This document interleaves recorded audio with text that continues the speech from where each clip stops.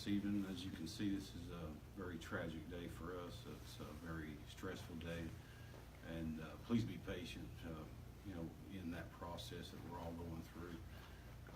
Not only my officers, the officers involved, but the whole employee staff. But today, February 23rd, at approximately 0:25 hours, my deputy responded to 3606 Highway 11W after receiving calls of a check welfare. The check welfare was on a Jackie Scott Pendergrass, which we've not had much prior history at all at that residence. Officers responded. At some point, one of my officers that arrived, right when he arrived, Mr. Pendergrass fired a shot. The officer then retreated towards cover, and deputies responded with fire as well.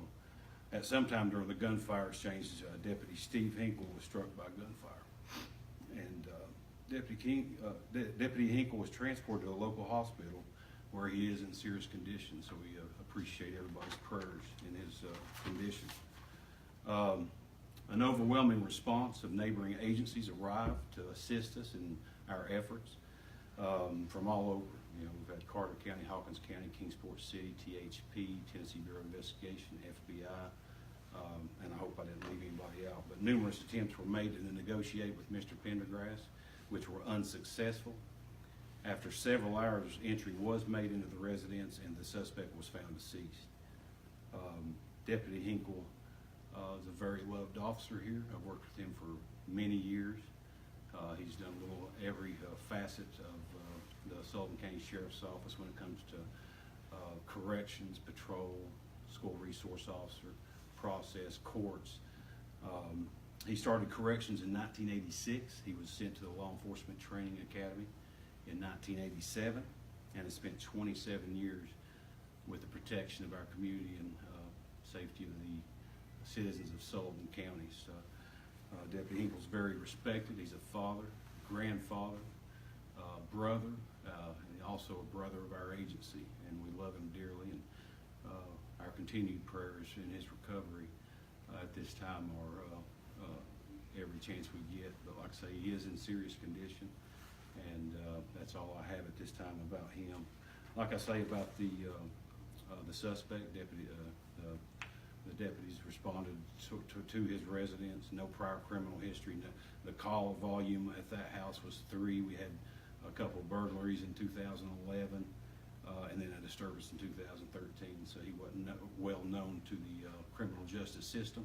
He wasn't very well known to officers, and whatever led up to this, of course, is under further investigation, and I'll require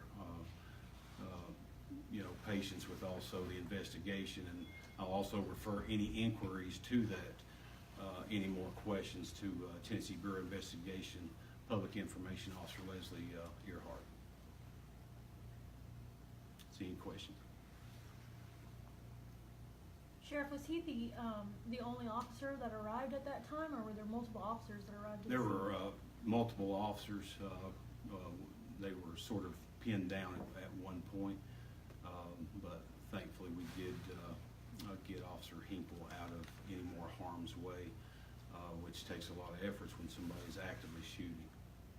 Yes, sir. The person who requested the check on Mr. Pendergrass, did they say why they wanted him checked on? Like I say, that's further investigation that we're looking into. There's a lot of questions that still need to be answered, and I'm referring that all to Tennessee Bureau of Investigation. Anytime there's an officer involved shooting, of course, Tennessee Bureau of Investigation, a neutral and detached agency, investigates that. So anything involving what transpired to that, and I'm sure it's still under investigation. So Ms. Earhart won't be able to answer a lot of stuff too, because we're still really premature into the investigation. So it could take days and possibly weeks. Was anybody else injured on scene? No, that was it. Deputy Steve Hinkle. When they called for backup, how many other officers showed up? I mean, talk about that part of the process when they called for backup. Just a great response, and anybody that's been in law enforcement knows the camaraderie, the brotherhood. There's a love for each and every officer that works there. respond to a violent confrontation like that. We respond as fast as we can get there to protect our officers. And as you can tell, it's a difficult situation. The process these officers are going through are difficult. And I respect, any type of prayers and condolences to them and their families as well, because they've been through a lot as well. And at last check, we saw 11W was clear. Is there still anybody out there on scene at this hour around? Oh, yes, ma'am, I'm sure. Was anybody else at home with Mr. Pendergrass at the time? Not of at that the check? time. Not at the time of the check welfare. Okay, so he was the only person home. And you said he's still in serious condition. Anything else you can share about your deputy? No, like I say, it's serious, and we're going to keep praying, and it's just a hard time, and we're just wishing for the best. Is that it? Anybody have any questions? Any other questions? Okay, thank you. Thank you.